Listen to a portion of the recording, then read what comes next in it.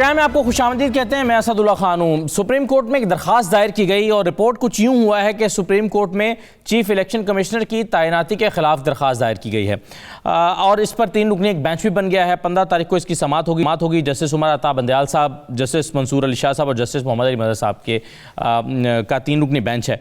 लेकिन इसकी तफसीलात लेने के लिए जब मैंने जो दरख्वास्त गुजार हैं एडवोकेट अली अजीम अफरीदी साहब उनसे बात की, वो कहते हैं कि नहीं, मेरी दरख्वास्त को मिस इंटरप्रेट किया गया है, मैंने तो ये दरख्वास्त ही दायर नहीं की। अब उन्होंने क्या दरख्वास्त दायर किया तो मैंने उनसे कहा कि फिर आप खुद ही प्रोग्राम में आके एक्सप्लेन कर दें। तो थोड़ी देर में मैं उनको लेता हूँ, वो खुद बताएंगे उनकी दरख्वास्त क्या है और क्या वाकई ये दरख्वास्त चीफ इलेक्शन कमिश्नर की तैनाती के खिलाफ है या फिर दरख्वास्त कुछ और है और चीफ इलेक्शन कमिश्नर इसकी जद में आ रहे हैं। तो अभी कुछ देर में हम इस पर पहले बात कर लेते हैं। दूसरा, कल मैंने इसका जिक्र भी किया था और एक ख़बर आपके साथ शेयर की थी और आज पीडीएम ने इसका ऐलान भी कर दिया। उन्होंने कहा कि ज़बरदस्ती अगर कानून साजी की गई इलेक्ट्रॉनिक वोटिंग मशीनों के हवाले से तो आइंदा इंतखाबात का हम बॉयकॉट कर सकते हैं। ये मौलाना फजल रहमान साहब तो इसमें क्लियर हैं, नून लीग को मनाने की कोशिश कर रहे हैं। नून लीग अभी इसमें रिलक्टेंट है क्योंकि नून लीग ये समझती है कि पीपल्स पार्टी जो है वो बायकॉट नहीं करेगी तो हमें भी नहीं करना चाहिए। तो इस पर हम बात करेंगे। दूसरा, जो कल जो चीज़ें हुई थी जिसमें हमने आदम सवाती साहब का बयान देखा था, फवाद चौधरी साहब का बयान देखा था जिसमें उन्होंने कहा था कि ये माउथ पीस बन गए हैं अपोजिशन की जमातों का, तो उसका रद्द-ए-अमल आज सामने आया है। अपोजिशन की जानिब से प्रेस कॉन्फ्रेंसेस की गई हैं। मरियम औरंगज़ेब ने भी इस पर गर्मा गर्म प्रेस कॉन्फ्रेंस की है, साद रफ़ीक साहब ने भी की है, वो हुकूमत की तरफ से भी इसका जवाब दिया गया है। तो इस पर हम बात करते हैं और फिर इसके कानूनी पहलुओं को देखेंगे कि अगर ये कानून साजी हो जाती है, जैसे कि पार्लियामेंट का इजलास, मुश्तरका इजलास बुलाया गया है मंडे को, और इलेक्शन कमीशन क्या पाबंद होगा कि जो कानून साजी हो गई है उसके मुताबिक इलेक्शन करवाए, या अपनी कैपेसिटी को बुनियाद बनाकर वो किसी फोरम पर इसको चैलेंज कर सकता है इस कानून साजी को। इन चीज़ों पर गुफ्तगू करेंगे। मेरे साथ आज प्रोग्राम में सचिव साहबा मौजूद हैं, पाकिस्तान पीपल्स पार्टी के रहनुमा हैं, बहुत शुक्रिया, खुश आमदीद। सेनेटर डॉक्टर ज़रका तैमूर साहब हमारे साथ मौजूद हैं, पाकिस्तान तहरीक इंसाफ के रहनुमा हैं। अली गौहर बलोच साहब हमारे साथ मौजूद हैं, मुस्लिम लीग नून के रहनुमा हैं। तमाम मेहमानों को मैं खुश आमदीद कहूँगा, लेकिन मैं आगाज़ करना चाहूँगा डॉक्टर ज़रका तैमूर साहबा, जो चीज़ें हो रही हैं, मैं आपको सबसे पहले मरियम औरंगज़ेब साहबा का और आज जो प्रेस कॉन्फ्रेंस की साद रफ़ीक साहब ने भी उनकी स्टेटमेंट सुनवा देता हूँ, कैसे रिस्पॉन्ड कर रही है आपकी चीज़ों को ऑपोजिशन, ज़रा सुन लीजिए। इन वुज़रा को कंटेम्प्ट में सजाएं मिलनी चाहिए ताकि आइंदा किसी की जुर्रत ना हो किसी आईनी अदारे के ऊपर हमला आवर होने की। इलेक्ट्रॉनिक वोटिंग मशीन नहीं बल्कि इलेक्शन फ्रॉड मशीन के ऊपर इलेक्शन कमीशन ने सवालात और एतराज़ात उठाए। इलेक्शन कमीशन को जहन्नुम में जाने की धमकी दी गई। अगला इलेक्शन चोरी करने के लिए इलेक्ट्रॉनिक वोटिंग मशीन से वही काम लिया जाएगा या लिया जाना मकसूद है जो RTS सिस्टम बिठा कर लिया गया था। मैं डॉक्टर ज़रका सनी अली गौर बलोच साहब से स्टार्ट करता हूँ ज़रा, क्योंकि ये इसकी वजाहत पहले आ जाए, फिर डॉक्टर साहब से जवाब लेते हैं। अली गौर बलोच साहब, ये धांधली जैसे कहा गया RTS को बिठाया गया था, इन मशीनों से धांधली कैसे होगी, ज़रा क्लियरली बताएं, क्योंकि हमारी अंडरस्टैंडिंग ये है ये मशीनें जैसे ही बनेंगी ये चली जाएंगी इलेक्शन कमीशन के पास, इलेक्शन कमीशन फिर इन मशीनों को लेकर जाएगी पोलिंग स्टेशंस पर, और पोलिंग स्टेशंस पर इलेक्शन कमीशन का अपना ही अमला इसको तहवील में लेगा और रिजल्ट मुरतब करेगा। तो धांधली का लूप होल कहाँ पर आपको दिखाई देता है? बिस्मिल्लाहिर्रहमानिर्रहीम। देखें अब्दुल्ला, अभी आपने जो है मतलब है कि वो 2 हमारे जो सीनियर कुलीग्स हैं जिसमें कि मरियम औरंगज़ेब साहिबा हैं, उनकी भी अभी आपने प्रेस कॉन्फ्रेंस वो भी सुनाई जी, और ख्वाजा साहब ने भी बात की है। देखिए, बात यह है कि हमारे मुल्क का अलमिया ये है, अगर आज तक मुस्लिम लीग नून और बिलखसूस PDM जो है वो इस हुकूमत को सिलेक्टेड कहती आ रही है, तो यही वजह है कि पाकिस्तान की तारीख की सबसे बड़ी धांधली जो है वो इस इलेक्शन में की गई, जो कि 2018 के इलेक्शन थे। अब उसके जरिए ये सिलेक्टेड हुकूमत मार्दे वजूद में आई। जाहिर है इसी किस्म की कठपुतलियाँ बिठाई जाती हैं जो फिर ना कोई मुआशी मैदान में डिलीवर कर पाती हैं, बल्कि वो मुल्क में सियासी इंतशार की वजह भी बनती है। आज सूरत हाल ये है कि जिस तरह से RTS सिस्टम जब लगाया गया तो आपने देखा कि उस 2018 के इलेक्शन में 12 बजे वो RTS सिस्टम बंद करके फॉर्म 45 दिए नहीं गए एजेंट्स को, और सादे कागजों के ऊपर रिजल्ट लिख के चिट्टों के ऊपर दिया गया, और कई जगहों पर तो सादे कागज के ऊपर भी प्रिजाइडिंग ऑफिसर ने साइन ना किए।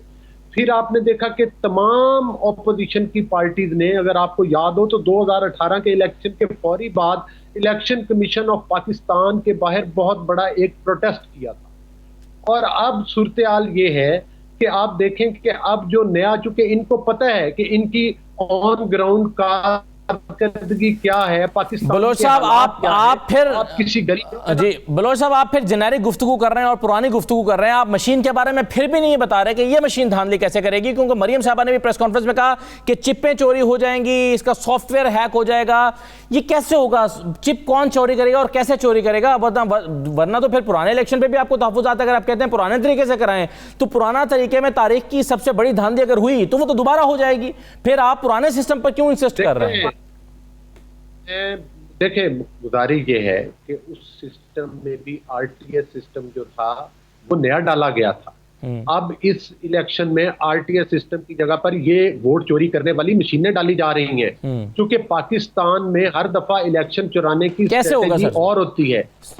पिछले वो देखें, वो साफ बात है। देखिए, पाकिस्तान दुनिया में कितने मुमालिक है। आप जर्मनी ने अपनी आईनी लेजिस्लेशन की है कि आइन में दे दिया है कि ये मशीन नहीं इस्तेमाल होगी, यूके में नहीं होगी। आप इस मशीन को नहीं जानते हैं, सिर्फ आप जर्मनी की वजह से आप इसका बॉयकॉट कर रहे हैं। अमेरिका नहीं, हम इस मशीन को जानते हैं। हम इस मशीन को जो इलेक्शन में इस्तेमाल करना चाहते हैं, हम उनकी नीयत और उनके इरादों को भी जानते हैं, और किस वजह से ये इस्तेमाल की जा रही है उसको भी जानते हैं। और पाकिस्तान के अवाम अब जो है इस बार किसी भी छू मंतर वाली मशीन के जरिए वोट चोरी नहीं होने देंगे।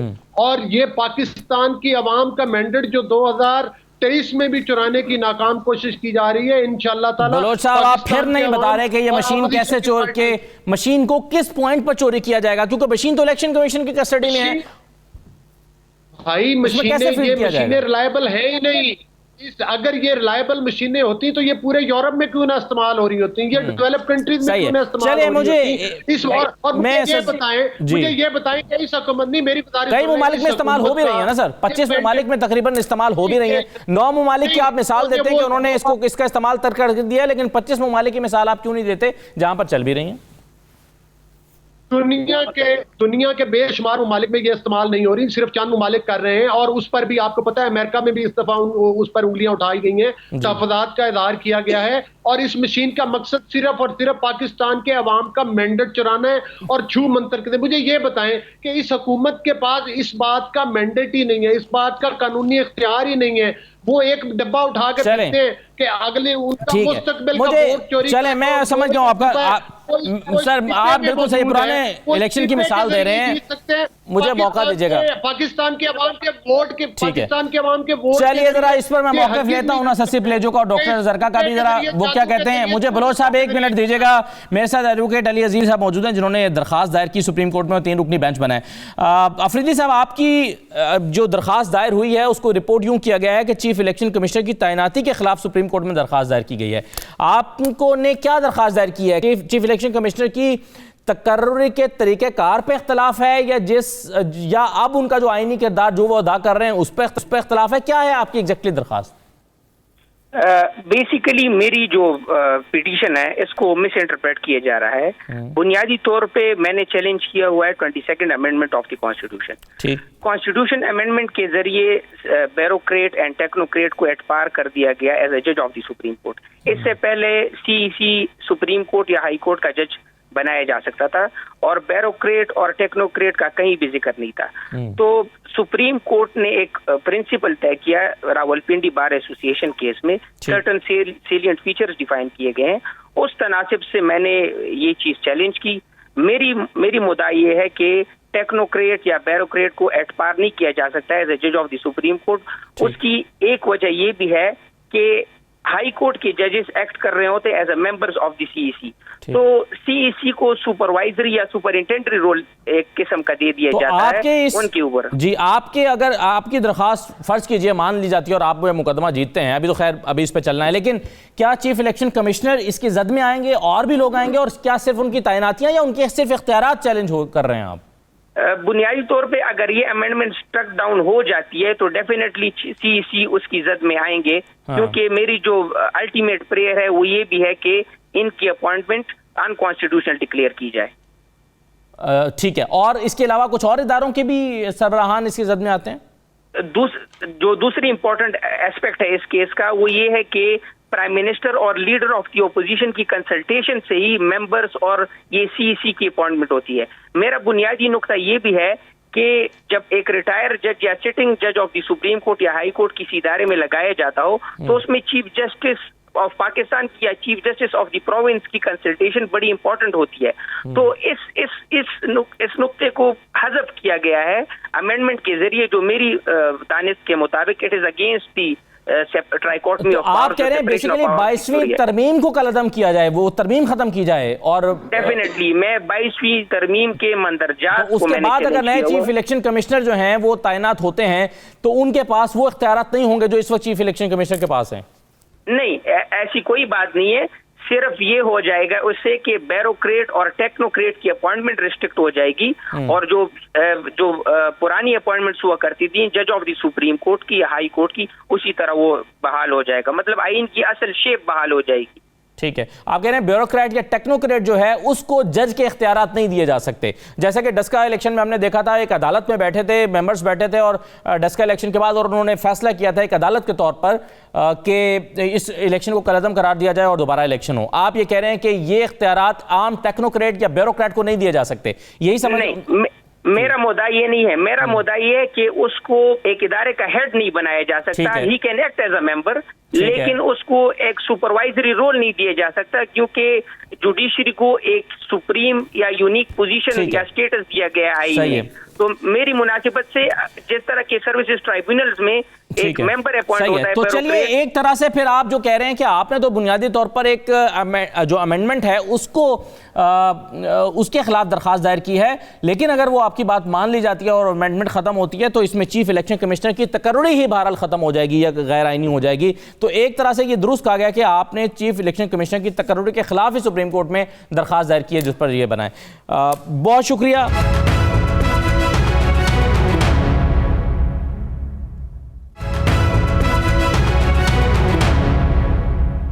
सची बलोच साहब, मैं वापस आ जाता हूँ ज़रा उसी नुक्ते पर जिस पे बात हो रही थी। बलोच साहब बात कर रहे थे, मैं जो उन्होंने गुफ्तगू की है और जो आप लोग भी कहते हैं, आप आरटीएस की बात करते हैं कि पिछला इलेक्शन हुआ उसमें आरटीएस जो है वो उसको बिठाया गया इलेक्शन जितवाने के लिए। इसमें आप अलेज करते हैं कि चीफ इलेक्शन के जो इलेक्शन कमीशन है उसकी मिली भगत के साथ ये हुआ और यही वजह है कि सुबह जाके उन्होंने प्रेस कॉन्फ्रेंस की उस वक्त के चीफ इलेक्शन कमिश्नर ने और आरटीएस के बैठने के बारे में या ख़राब होने के बारे में बताया। तो यहाँ पर तो जो चीफ इलेक्शन कमिश्नर है वो तो एक तरह से आप ही के मौक़िफ़ की हिमायत करते नज़र आ रहे हैं। तो इलेक्शन कमीशन ही अगर मिला हुआ नहीं होगा हुकूमत के साथ तो फिर धांधली तो नहीं हो सकती, एतराज़ तो आपका दुरुस्त ना हुआ।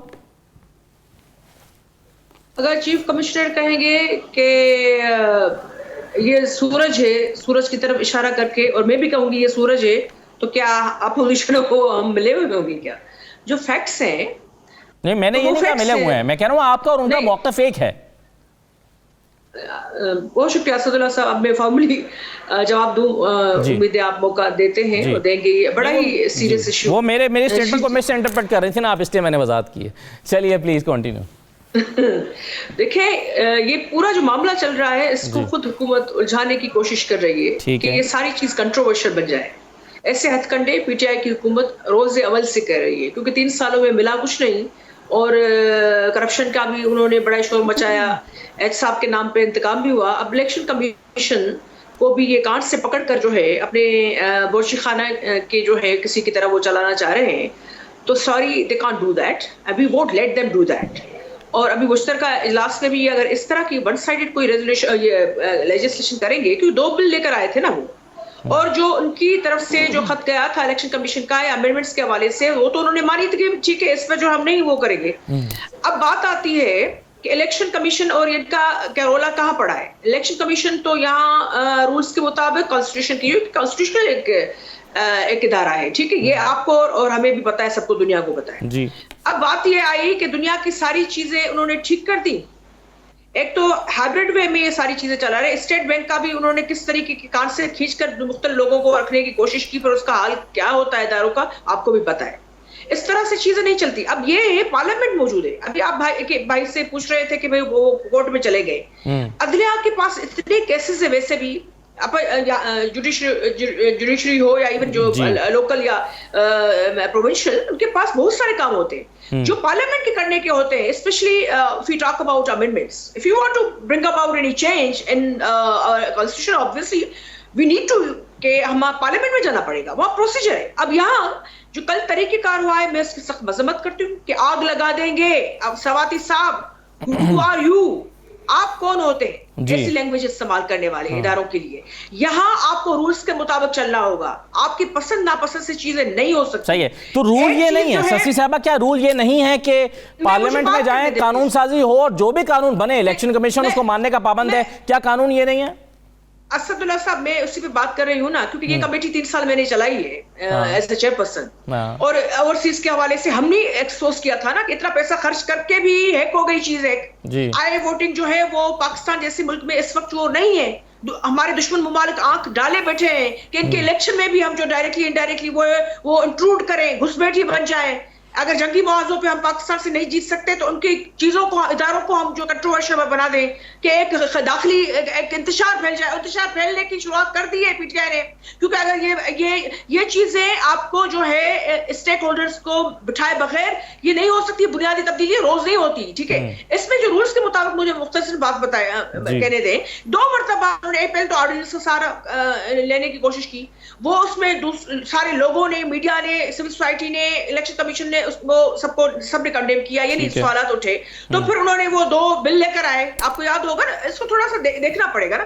अभी 2 बिल लेकर आए, उसमें इलेक्शन कमीशन के खत लिखा, उसको उन्होंने कंसीडर भी नहीं किया। बहुत सारी शिकायत तसादुम में थी खुद कॉन्स्टिट्यूशन के साथ डायरेक्टली।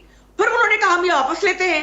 फिर उन्होंने यहाँ वहां करके कौमी असेंबली में जल्दी वो जो है बिल कराया। अब सेनेट में आया है, तो सेनेट के पड़ाव जैसे होते हैं दोनों हाउसेस के, तो अब स्टैंडिंग कमेटी में आया, पार्लियामेंट्री कमेटी में, तो उसमें भी आपने देखा कि जो बैलेंस था उसको खराब करने के लिए वो मोहतरमा समीना साहिबा को अचानक ऑल ऑफ सडन उनकी ख्वाहिश थी कि एक इजाफी मेंबर लाया जाए ताकि जे टाई हो जाए। तो जो ताजदर साहब को वोटिंग के लिए भी अगर मजबूरन आना पड़े तो उनकी एक इजाफी मेंबर हो, ठीक है। ये आंखों में धूल झोंकना के बराबर। अब जो चीज आते हैं कि ये जो ईवीएम का जो ढकोसला है, ठीक है, हम कहते हैं पार्लियामेंट में सारी चीजें, हम टेक्नोलॉजी के खिलाफ नहीं है, लेकिन एक चीज पाकिस्तान जैसे मुल्क में जहां हम बहुत सारे मुमालिक के सामने, हम भले एक इंडस सिविलाइजेशन कदीम तरीन है हमारा मुल्क, अपने जड़ों में रूट्स में कदीम है, लेकिन हम बेबी कंट्री है। अगर हम उसके जो है उसकी इर्तिकाई उसमें देखें, उसकी कॉन्स्टिट्यूशन, उसके सारी, भुट्टो साहब भी था ना, मसला क्या है शशि साहबा, ये लेजिस्लेशन जो तरीकेकार है उसका, ये पूरे के पूरे जो पड़ाव हैं जी, वो अब क्वेश्चन आ गया है। जब धमकी भी आ गई, अब तो जलाओ घेराओ ये सारी चीजें आ गई है। पार्लियामेंट में बैठकर चलिए इसका जवाब देंगी डॉक्टर जरका जी। ये चीजें रद्द की जा चुकी है जी, everything has been, you know, एक इसको हम तो कंडेम कर रहे हैं, ठीक है जी। डॉक्टर जरका साहबा, कैसे आप इसको जस्टिफाई करते हैं, इस कानून साजी को जो आप करने जा रहे हैं? जी बिस्मिल्लाहिर्रहमानिर्रहीम। असदुल्ला साहब, बहुत शुक्रिया आपका। मैं सुन रही थी बड़े गौर से पेन और पेपर लेके कि ये क्या ऑब्जेक्शन लगाते हैं और अफसोस दर अफसोस कि इनके पास कोई ऑब्जेक्शन नहीं है लगाने को। यानी कि टेक्नोलॉजी, ये नहीं चाहते कि मुल्क आगे बढ़े, टेक्नोलॉजी को ये एक्सेप्ट नहीं करना चाहते, ये चाहते हैं कि पथरीली दुनिया में हम वापस चले जाएं, स्टोन एज में। आप मुझे ये बताइए, पाकिस्तान का बच्चा टेलीफोन इस्तेमाल करता है, they know how to use telephone. ये जो कह रहे हैं जी कि हर तरह की इनकी जो भी ऑब्जेक्शंस है, EVM is a simple process और एक टूल है। इलेक्ट्रॉनिक वोटिंग मशीन कोई सिस्टम नहीं है, एक टूल है इलेक्शन के पर्ची डालने का। और लेकिन वो कहते हैं आप इसकी चिपें गायब कर देंगे ना, मरियम औरंगजेब साहबा ने, डॉक्टर साहबा कहा आप इसकी चिपें गायब कर देंगे, इसका सॉफ्टवेयर हैक कर लेंगे, इसके अंदर कुछ ऐसा रिजल्ट फीड कर देंगे जो आपको जिता रहा होगा, ऐसा रिजल्ट फीड कर देंगे इसके अंदर। अच्छा, अब मेरी गुजारिश ये है असदुल्ला साहब, पहली बात तो ये कि मरियम औरंगजेब साहिबा इतनी सीनियर पॉलिटिशियन हैं, उनको थोड़ी सी किसी तहजीब के दायरे में रह के बात करनी चाहिए। इंसान की अपनी पर्सनालिटी पे रिफ्लेक्ट करता है। आई एम सॉरी, लेकिन मैं उनकी गुफ्तगू सुन के मुझे बिल्कुल अच्छा नहीं लगा। वही चीज़ कुछ बेहतर अल्फाज का चुनाव कर ले तो उनके लिए भी बड़े इज्जत का बायस होगा। दूसरी बात ये कि अगर आप बेहतर काम करने जा रहे हैं, इनको प्रॉब्लम क्या है? इनको प्रॉब्लम सिर्फ ये है कि इन्होंने जो कई दहाइयों से जो ये इलेक्शन चला रहे हैं, ये प्रिजाइडिंग ऑफिसर और रिटर्निंग ऑफिसर की बेसिस पे चला रहे हैं। उनकी ट्रेनिंग इन्होंने बड़ी जबरदस्त की हुई है। उनको सिर्फ ये फिक्र है कि उनके ट्रेंड लोगों के सामने अगर मशीन आ जाएगी तो वो जो धांधलियां ये पहले करवाते रहे हैं वो नहीं हो सकेंगी। देखिए ना, इनकी अपनी खुद कह रहे हैं कि जी 2018 का इलेक्शन धांधली था, तो भाई उसको बेहतर कर लो ना। वो नहीं करना इन्होंने। उनको सिर्फ ये है कि वो इलेक्शन सही होगा, हाँ वो कहीं भी हो जिसमें हम जीतेंगे। तो इस तरह तो नहीं बात चलती। दूसरी बात ये कि बाकी मुल्कों से आप कंपैरिजन कर लें, आप खुद ही बता रहे थे जिस तरह से, तो ये मतलब, और पिछले 3 साल से 4 साल से इलेक्शन कमीशन खुद ये इन्वेस्टिगेशन करा रहे इलेक्ट्रॉनिक वोटिंग मशीन्स की। इसके ऊपर काफी पैसा भी खर्च हुआ है। नेशनल असेंबली और सेनेट के लोग दुनिया में गए हैं। हमारी हुकूमत से पहले का ये काम चल रहा है। तो ये काम जो शुरू हुआ हुआ है, ये इसमें कोई बेहतरी थी तो शुरू हुआ हुआ है, तो ये होना चाहिए। अब या तो इनके पास कोई इस्लाहात हो सही वाली, वो भी नहीं है। टेक्नोलॉजी की तरफ भी इन्होंने नहीं जाना। ये सिर्फ इनका मैं ना मानू वाली इनकी रट है, जो कि बड़े अफसोस। जी सही है। जवाब जरूर दीजिएगा जी अपनी बारी पे। मैंने अपनी बारी की बात मुकम्मल कर लें डॉक्टर साहब। दूसरी बात, मैं आता हूँ शशि साहब आपके पास आता हूँ। जी दूसरी बात ये, सर ने पेरे मैंने आपको इंटरफेयर नहीं किया, मैंने कहा मैं बात करना चाहूंगा। जी जी, मैं आता हूँ आपके पास आता हूँ। जी डॉक्टर साहब, आप बात मुकम्मल कर लें आप। जी बस ये इतनी ही बात है कि ये किस बात की ऑब्जेक्शन है। मुझे तो मैंने अभी इलेक्शन कमीशन के जो लेटेस्ट आए हैं 37 ऑब्जेक्शन, वो भी देखिए ऑब्जेक्शन बताए ना, कोई सॉलिड बात बताएं जिसमें से कुछ मंतक निकले। बाकी ये खेल तमाशा इन्होंने लगाया हुआ है, पार्लियामान का एक मजाक बन गया है। देखिए लोग हंस रहे हैं पाकिस्तान के अवाम कि ये किन बातों पे आपकी सो कॉल्ड पॉलिटिशियंस लड़ रहे हैं। सब जानते हैं कि अंदर की कहानी क्या है। तो हमें एक बेहतर परफॉर्मेंस दिखानी चाहिए जिसमें कि हम एक सेंसिबल और समझदार लोगों की तरह लोग हमें परसीव करें। चलिए एक छोटा सा ब्रेक लेते हैं जी। ब्रेक के साहब भी कुछ कहना चाह रही हैं, बलोच साहब के पास भी आते हैं। एक छोटा सा ब्रेक ले रहे हैं जी, ब्रेक के बाद वापस आते हैं। और मैं इस नुक्ते पर जरूर बात करना चाहूंगा कि अगर पार्लियामान में एक ये जो बिल है वो मंजूर हो जाता है इलेक्ट्रॉनिक वोटिंग मशीन और इलेक्शन रिफॉर्म्स का, और इलेक्शन कमीशन ये समझता है कि हमारे पास कैपेसिटी ही नहीं है, हम करा ही नहीं सकते इस कानून के मुताबिक इलेक्शन, तो इलेक्शन कमीशन के पास रास्ते कौन से होंगे? ब्रेक लेते हैं, ब्रेक के बाद वापस आते हैं।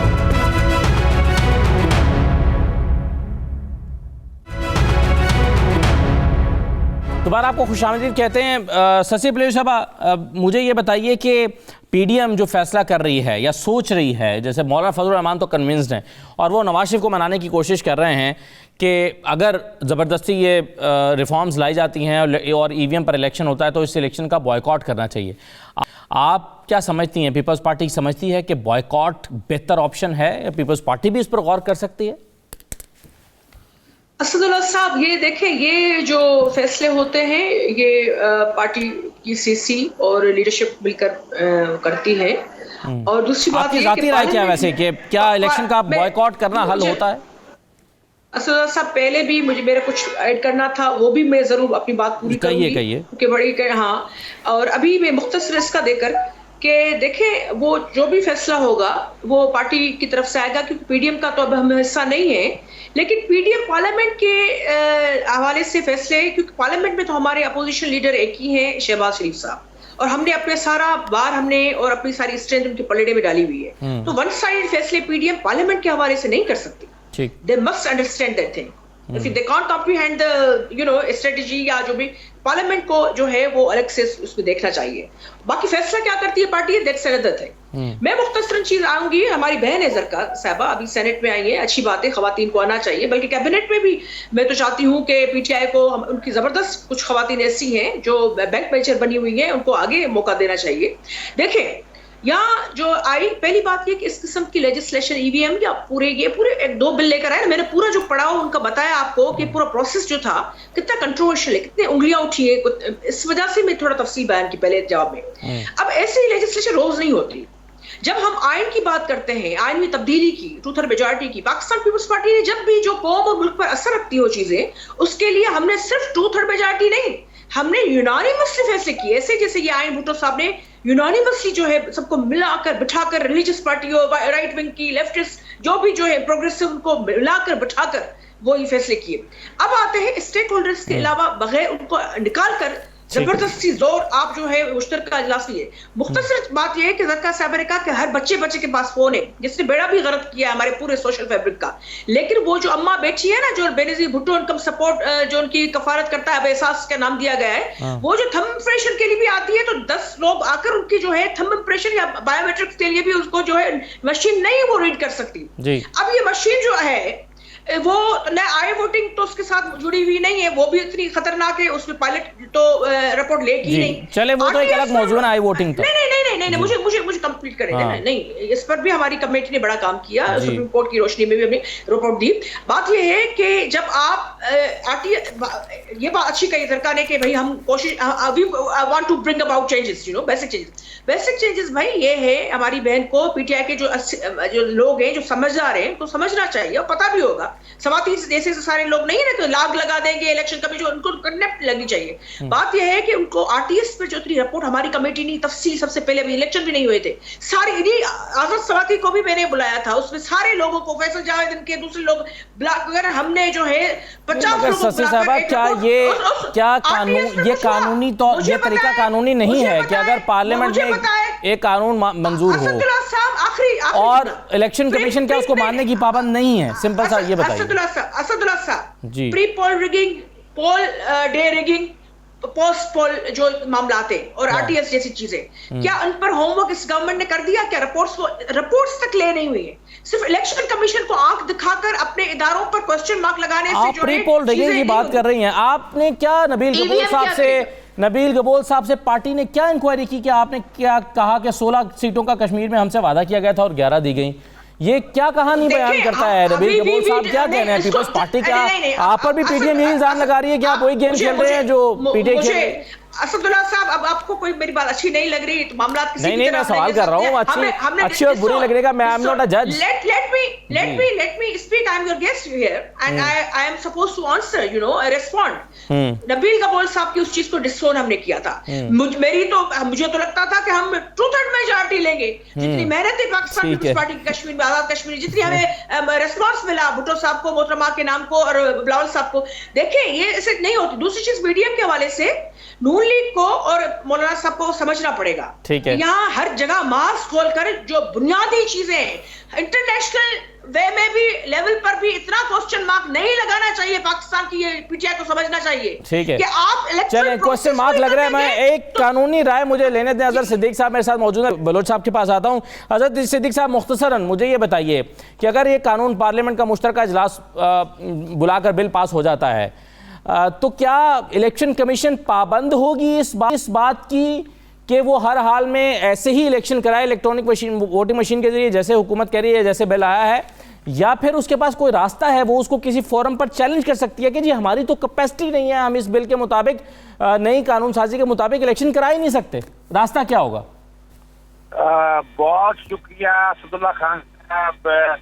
मैं हैरान हूँ कि इलेक्शन कमीशन ऑफ पाकिस्तान ने आइन के आर्टिकल 218 को सामने रखते हुए, इस वक्त इलेक्शन कमीशन मुकम्मल नहीं है, तो इस वक्त इलेक्शन कमीशन ऑफ पाकिस्तान मुकम्मल नहीं है। एक चीफ इलेक्शन कमिश्नर है, 4 मेंबर होने चाहिए, यानी ये 3 मेंबर्स ने कैसे ये फैसला कर लिया?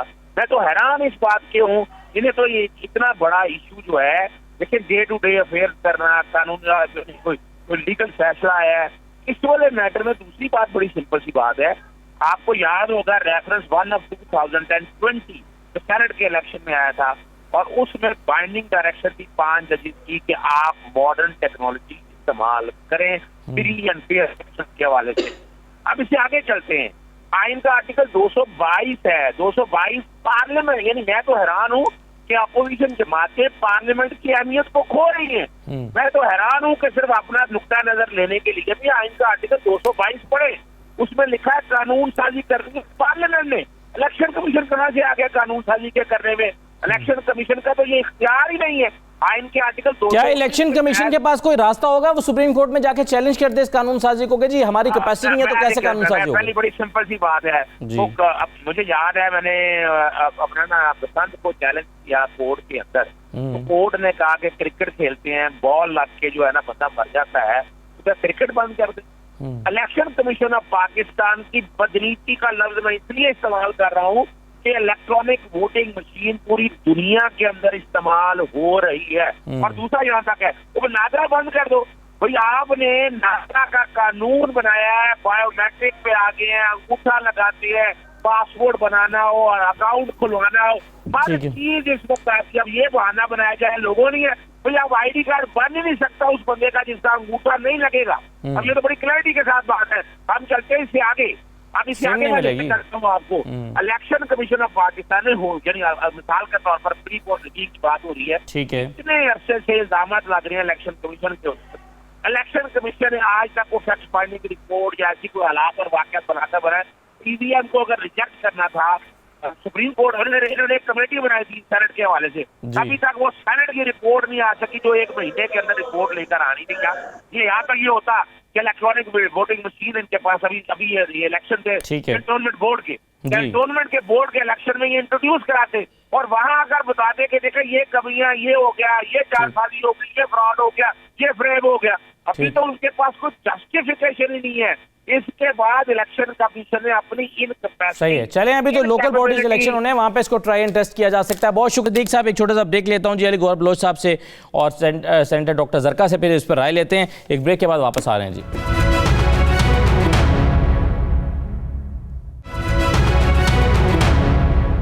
ब्रेक के बाद दोबारा खुशामदी कहते हैं अली गौहर बलोच साहब। एक तो अभी आप ज़ाहिर है ईवीएम को की मुखालफत कर रहे हैं, अब अगले इलेक्शन से पहले एक और टास्क हुकूमत ने ले लिया है और वो है नई मरदमशुमारी का, और अगले इंतखाबात नई मरदमशुमारी के मुताबिक होंगे। असद उमर साहब ने क्या कहा है ज़रा सुन लीजिए। कल मैं काबीना के लिए समरी की मंजूरी देकर आया हूं, जब काबीना के सामने रख दी जाएगी। नया सेंसस करने जा रहे हैं, पहली दफ़ा पाकिस्तान की तारीख के अंदर एक टेक्नोलॉजी बेस्ड डिजिटल टेक्नोलॉजी को इस्तेमाल करते हुए सेंसस किया जाएगा। जियो टैगिंग होगी तमाम स्ट्रक्चर्स की, तमाम सूबों को, स्टेक होल्डर्स को, क्योंकि हमको 2 नंबरी करना नहीं चाहते हैं। हम सिर्फ ये चाहते हैं जो हकीकत है वही रिजल्ट सामने आ जाए। मुश्तरका मफादात काउंसिल के फैसले के बाद इंशाल्लाह ताला इस पे काम शुरू हो जाएगा। 18 महीने के अंदर इसको मुकम्मल करना है। टारगेट हमारा ये है कि ये वक्त पर मुकम्मल हो 2023 के अवाइल के अंदर, और उसके बाद नई हल्का बंदी की जाए इस नई मरदमशुमारी की बुनियाद के ऊपर। 2023 का इलेक्शन जो हो, जो इंशाअल्लाह ताला जिसमें इमरान खान पाकिस्तान के पहले शख्स बनेंगे जो 2 मरतबा मुतवातिर वज़ीर आज़म पाकिस्तान इलेक्ट होने जा रहे हैं। इंशाअल्लाह ताला वो इलेक्शन जो है वो इस नए मरदमशुमारी की बुनियाद पे होगा, जायज़ आबादी के काउंट के ऊपर होगा। नई मरदमशुमारी होगी, नई हल्का बंदियाँ होंगी। अभी मरदमशुमारी हुई नहीं है, लेकिन बलोच साहब नई हल्का बंदियों को पहले ही मुस्तरद कर दिया आज आपकी पार्टी ने, मरियम औरंगजेब ने प्रेस कॉन्फ्रेंस करते हुए। किसी बात से तो इत्तफाक करें आप हुकूमत की। पूरे पाकिस्तान की अवाम इस चीज़ को जान भी चुके हैं और समझ भी चुके हैं कि पाकिस्तान में 72 साल तारीख में कितने मार्शल लॉज लगे और कितने इलेक्शन हैं जो मार्शल लॉज के अलावा भी कठपुतली हुकूमतें बनाई गई। अभी इधर जब वो ईवीएम की मिसाल दी जाती है तो कहा इंडिया का भी एक रेफरेंस कोट किया जाता है।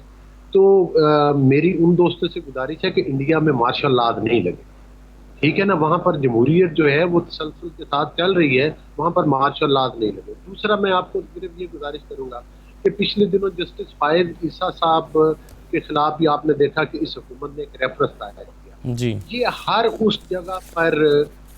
उस जगह पर सींग अड़ाते हैं जहाँ से इनको पता चलता है कि मुल्क जो है वो आइन और जमहूरियत को जहाँ भी नुकसान पहुँचाना मकसूद हो तो ये हुकूमत पेश है।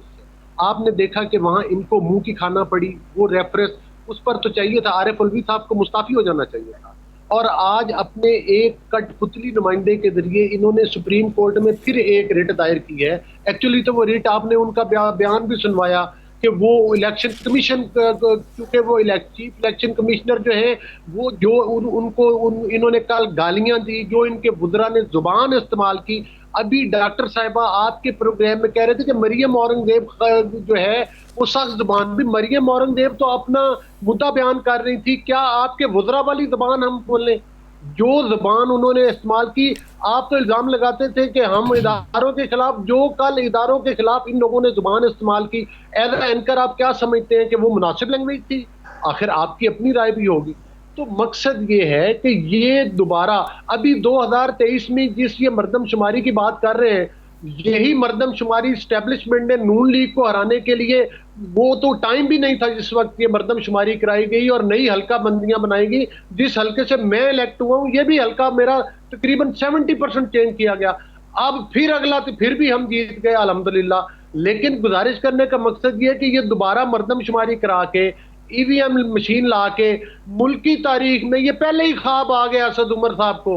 ये वही असद उमर साहब है ना जो उधर कराची में खड़े होकर बयान, तो ये ख्वाब तो देखें बिलावल को भी आया हुआ है। वो अभी खड़े होकर मुल्तान में कह रहे थे कि पंजाब में जाले की हुकूमत होगी। मुझे नहीं पता कैसे होगी। पिछली मरतबा पंजाब में 117 जमानतें आपकी जब्त हुई थी 123 में से, और आप कह रहे हैं कि जाले की हुकूमत होगी। तो ख्वाब तो बिलावल भी देख रहे हैं ना, ख्वाब तो कोई भी देख सकता है। बात करें कोई, वो देखे ना, वो तो बिलावल साहब बात करें, तमाम पॉलिटिकल पार्टी के कोई लीडर बात करें तो उसका कोई मंतक भी होता है। ये तो कहते थे कि मैं अरस्तू और मैं फाइनेंस, मुल्क का जो है वो तकदीर बदलेगी मुआशी, वो मुल्क की तकदीर बदलनी थी। अरस्तू साहब को लोगों ने, वो इनकी पार्टी ने कॉर्नर कर दिया और किराए के लाए हुए फाइनेंस सेक्रेटरी इस मुल्क को तो सर इस तरह तो कभी भी हल्का बंदियां नहीं होंगी आबादी की मुनासबत से या किसी भी वजह से। तो हमेशा ये आर्गूमेंट, ऑपोजिशन की जमात हमेशा ये आर्गूमेंट दे सकती है कि हमें हराने के लिए मौजूदा हुकूमत ये कर रही है।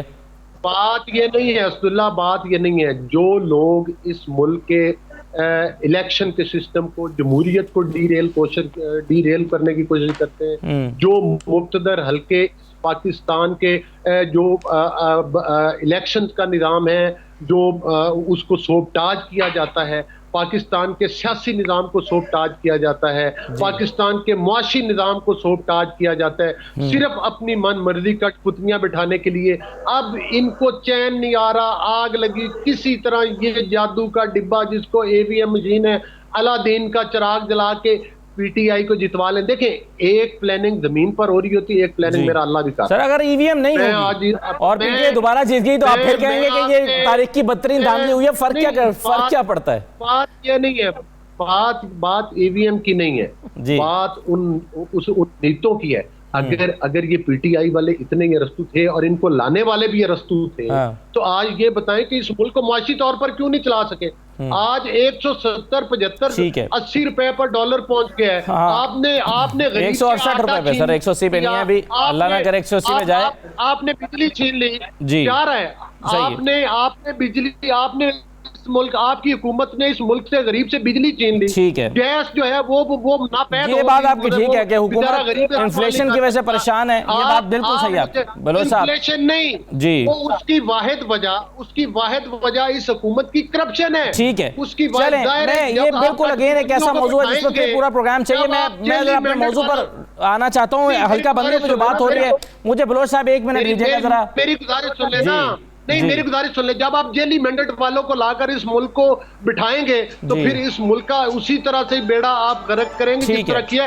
खुदा का खौफ वो लोग भी करें जो इसके निजाम को बार बार सोच। ये पाकिस्तान में अनफॉर्चुनेटली हमेशा ये शोर मचता है, और आज तक ये फैसला नहीं हुआ कि जाली मैंडेट था, ये एक्चुअल था। लेकिन डॉक्टर जरका साहब, ये नई हल्का बंदियों पर एतराज है कि आप ये जो हल्का बंदियां से 1 मिनट बलोच साहब 1 मिनट जरा 1 मिनट, ये 1 मिनट बलोच साहब। अवाम इस मुल्क का भुगते हैं, खमियाजा बेचारे अवाम भुगते हैं, जिसके वोट को फाड़ के आप मुंह के ऊपर मारते हैं, आप फिर मारना चाहते हैं 2023 के इलेक्शन में। ठीक है डॉक्टर जरका, मुझे ये बताइए कि मरियम औरंगजेब का एतराज ये था कि आप जो हल्का बंदियां वो आबादी की मुनासिबत के हिसाब से नहीं बल्कि रजिस्टर्ड वोटों के हिसाब से नहीं हल्का बंदियां करना चाहते हैं, और इस तरह से आप धांधली प्लान कर रहे हैं।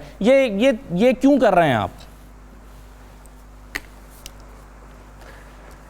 बहुत शुक्रिया असदुल्ला साहब, मैं इनकी बातें सुन रही थी और आपका टाइम का इशू भी सुन रही थी इनकी, लेकिन बातें सुन के, मेरे भाई हैं बलोच साहब और मैं उनकी इज़्ज़त करती हूँ, मगर जो इन्होंने दलीलें दी, उन दलीलों को सुन के तो मेरा ख्याल है मुझे बोलने की जरूरत ही नहीं है, क्योंकि इनकी कोई मंतक की दलील हो तो बात है ना, सिर्फ लफाजी, सिर्फ नारेबाजी। अब इनको समझाएं कि दुनिया आगे चली गई है, पाकिस्तान की अवाम ने रिजेक्ट किया है।